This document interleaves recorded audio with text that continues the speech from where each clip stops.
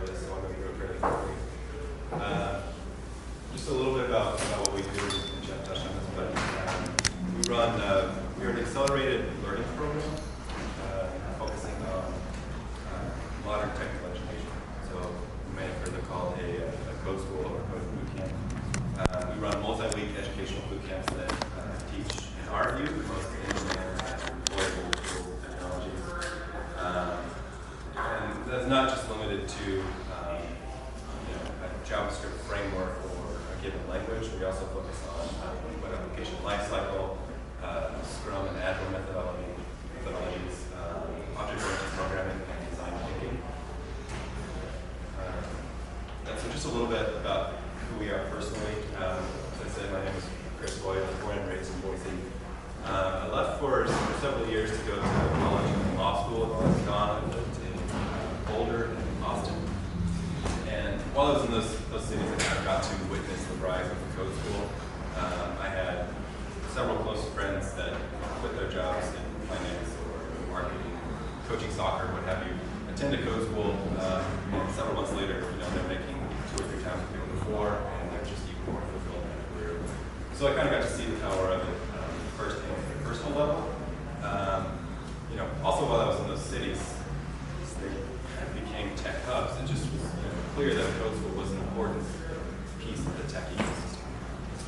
So while I was here just for the holidays a couple years ago visiting family, it occurred to me that Boise didn't have one yet. So I started doing kind of what I could to get one going here, and through those efforts, I met my partner Jake, who was also at the same time working on the concept for code school. It became clear that we had pretty complementary skill sets, and we've been working well ever since. So just a little bit of Jake's story, which is interesting as well.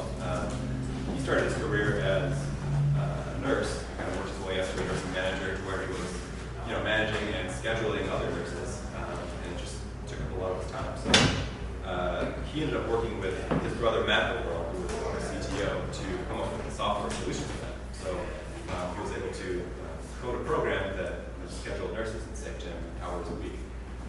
So since then, he's been just kind of in love with code. He ended up going to another boot camp and later taught there before starting working at CodeWorks. So our mission, just sort of broadly, is to empower individuals. We think this is one of the most empowering things a person can learn, especially if they're unemployed, underemployed, or just not happy with what they're doing. As I mentioned, we've seen it time and again, students coming through, they just making significantly more money, they've got a higher quality of life, and they're lucky that they're doing more after going through a program like this. And then at a more kind of broad communal level, we think this is just a vital part of a healthy tech ecosystem. So our goal is to do our part to elevate the kind of tech developer community in Boise by generating local talent and by keeping it here. I think that last point is important. There's been a little bit of flight of people in the call it 25, 35-year-old age range here in Boise, and I think those typically are very productive, economically valuable years for people. So it's really rewarding to us to see someone who has concrete plans to leave. They go through our program, they get a job, and quality of life. Boise is tough to beat, so they end up staying here.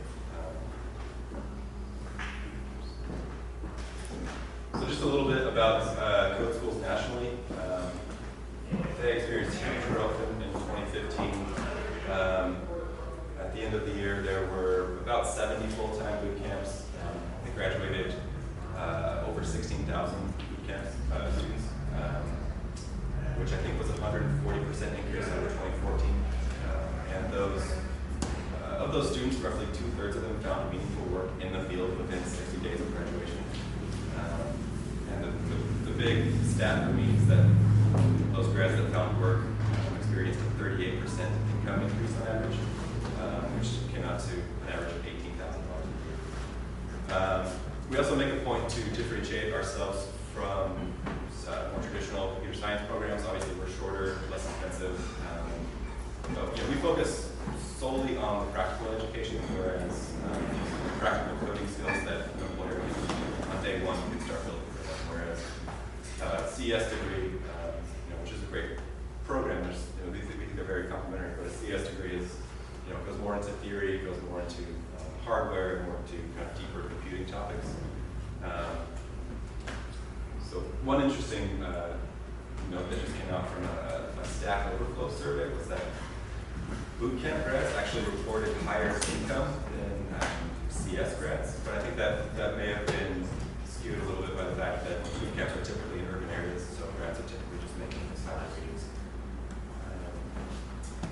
And then just to touch on, boot camps are pretty diverse. They are nimble and flexible, and they can kind of adapt their curricula to both what's most modern and employable, and also to what's locally important. So, if you're in a startup hub and you teach Ruby on Rails, because it's a framework that can be up and running pretty quickly.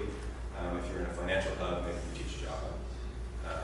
And then it's actually a maturing industry. It's relatively new. It's I think less than a decade old still, but it's maturing quickly, and it's kind of coming together. There's now a trade association essentially called NESTA, which I think stands for New Economy Skills Training Association, that over the next few years I think will really kind of unite the industry and set forth some criteria to operate by. So our approach, our flagship course is the immersive. It's a 12-week full-time, full-stack course.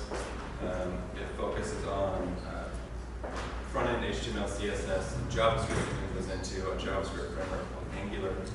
And on the back end, we have Firebase and C#.NET. We teach that because it's what we've found through our research and experience to be the most employable skill set here in the Valley. If that changes, we'll change. And then another kind of important feature of the immersive is our emphasis on industry-specific professionalism training. Better wrap up. Okay, so we spend a whole week with local employers doing mock interviews, resume prep, cover letter prep, and really doing what we can to get people ready to enter the workforce. We also have a couple evening classes. One is on just the front end, and one is on user experience and user interface design. And then we're working on kind of spinning up some short-term workshops. Maybe it's a Saturday or 2 Saturdays on WordPress, something like that. We'll hope to have our first one of those out in the next 4 to 6 weeks. And then the big piece of what we do is the student portal, which we've worked on over the last year. It's been a really important tool for our students to use to learn. It's on its face a little bit similar to a Khan Academy or Code Academy, but it actually has some really cool functionality on top of that. It kind of guides the students through the curriculum with challenges and exercises, but also allows them to collaborate, take notes, and kind of show what they're working on. So our progress so far, this Jeff and I discussed this a little bit earlier, but from our first boot camp, as of last week, average job seeking graduate had found work. The average income, as you can see, was around $48,000 a year, with our top students in the 50s, approaching 60. So moving forward, we just want to continue to refine our student experience to make it as effective and enjoyable as possible. And to continue to build our community of students, grads, and employers. We do our best to build relationships with employers in our employer network. We understand that job placement is key for us, and I think those relationships with employers are key to the job placement. So that's a big part of our effort. And then just starting, going forward, our next 2 courses. One is an evening class, which starts actually next Monday, which could be a good option for someone who is interested in this, but maybe doesn't want to quit their job. And then Jeff also mentioned this, but we're incredibly excited about the Summer of Technology initiative. We're collaborating with Trailhead and Boise State, actually, to put on some coding classes. So our next immersive class will actually be right here at Trailhead. It starts June 13th. That's it. Thank you.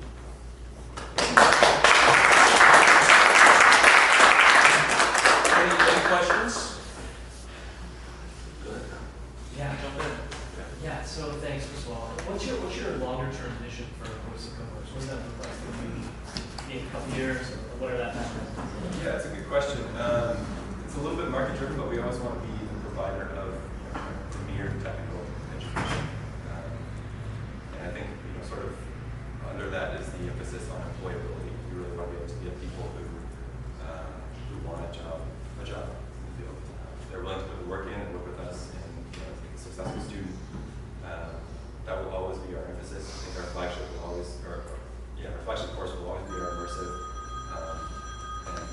want to continue to become really an integral part of the tech ecosystem here. Do you have any intention to spread to the immigrant population or to veterans? It's a good question. Veterans, we would love to. We have a scholarship program that looks at their service status. We try to reward that. And then immigrants are also kind of reflected there. It's really aimed towards underrepresented groups in tech.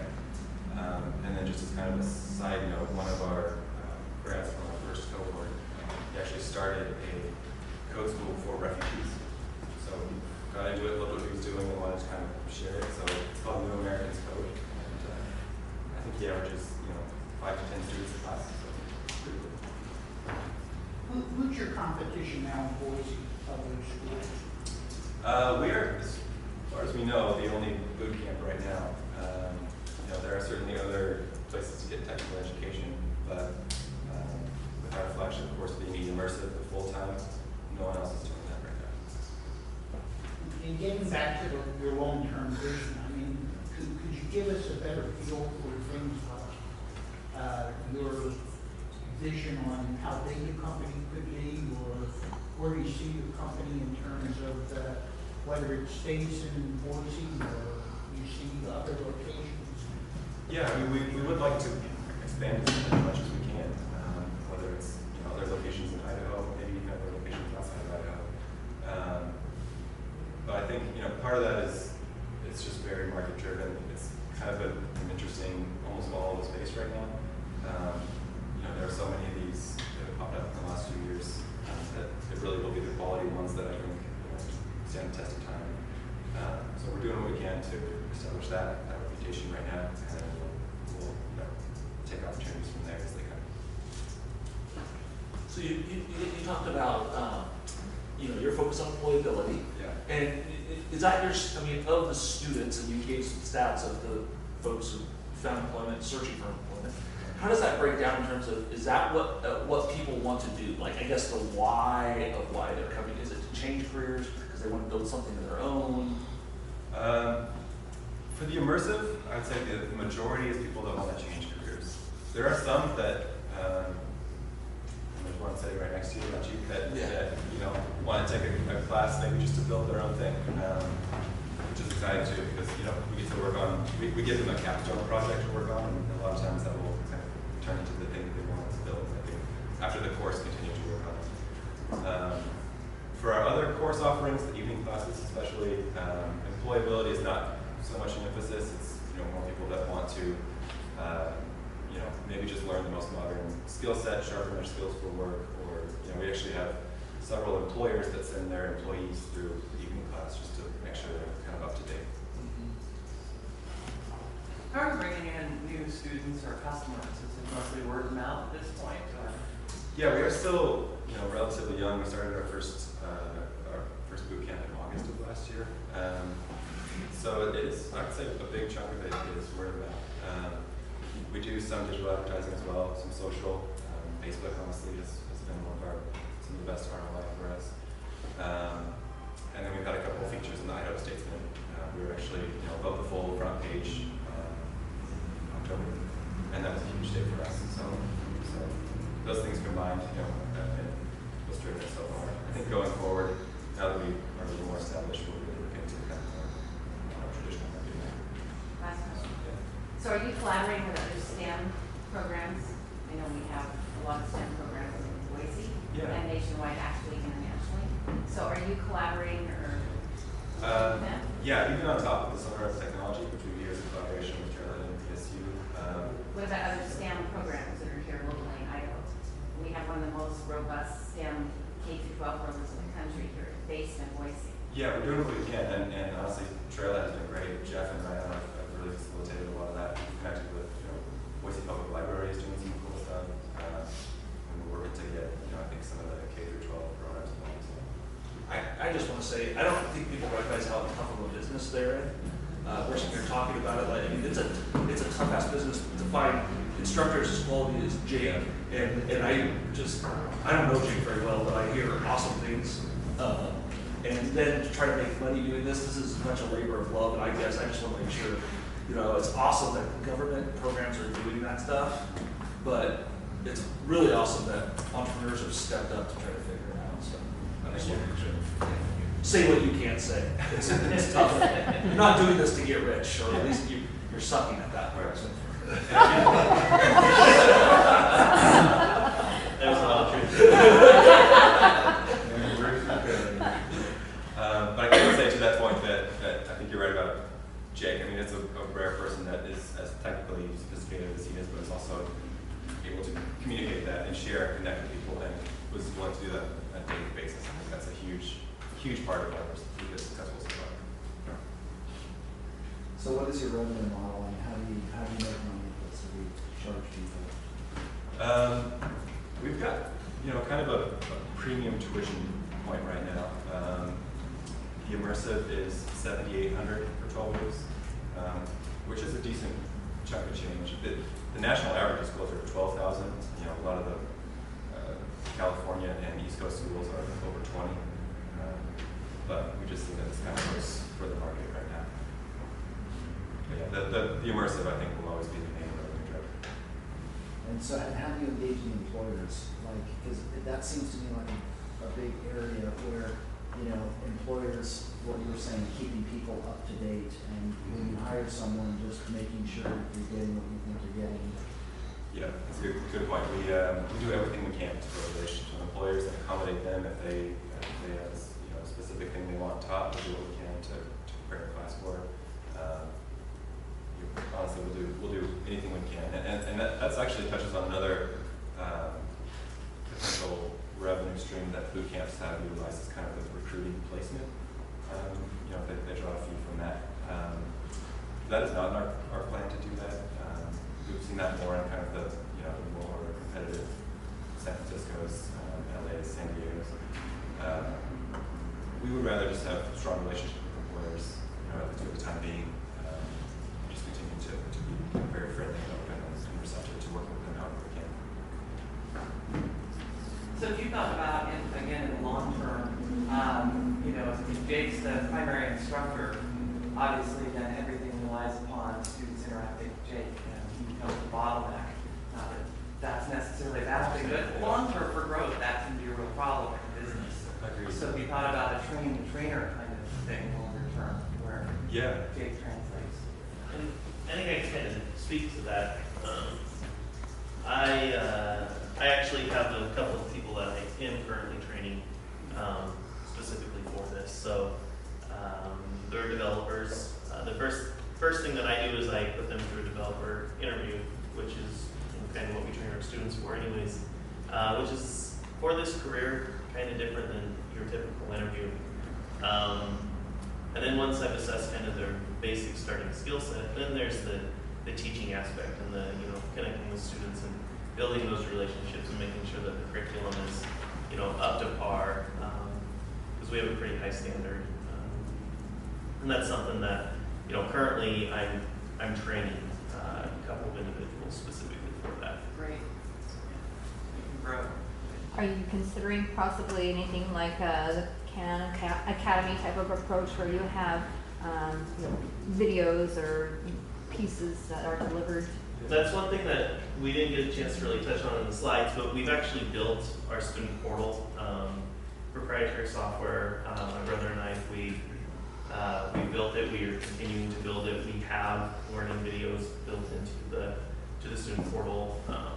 Students can go back and rewatch some of our lectures and things of that nature. So a subscription opportunity for individuals? There's the potential there for sure. I think any of the students that enroll in the immersive course, we'd like to say, you have permanent access to those videos. And then, extra modules or things of that nature we can put into the portal very easily. So if there's an easy way to throw those on. Yeah, along those lines, I could easily envision like a subscription-based, membership site where you keep people up to date with new skills and things like that. So once they're in the job, they can actually keep the job. And what's interesting about that is there's several websites out there that do that, and they do it very, very well. It's their business is primarily that. I think our big focus point is the face-to-face instruction, and that's kind of somewhere where the online learning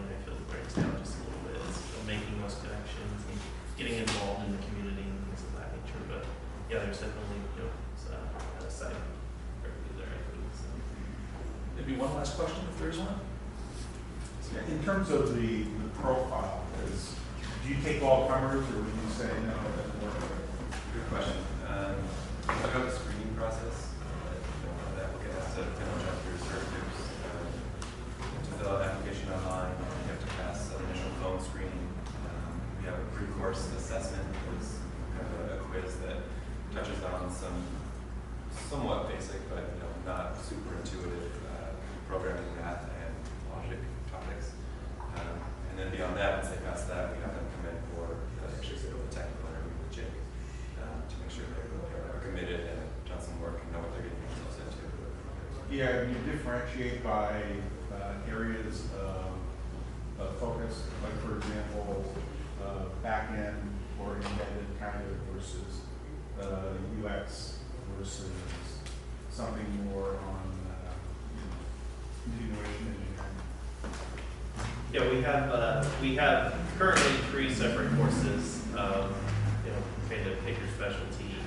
Then that's part of the sit down, face-to-face interview when I bring the students in is, try and get a feel for what their goal coming out of the program is, and then maybe appropriately funneling them to the correct class. So the full stack class, or the immersive class is a full stack class, so we teach front end as well as back end. The evening is front end only, and then we have a design UX course.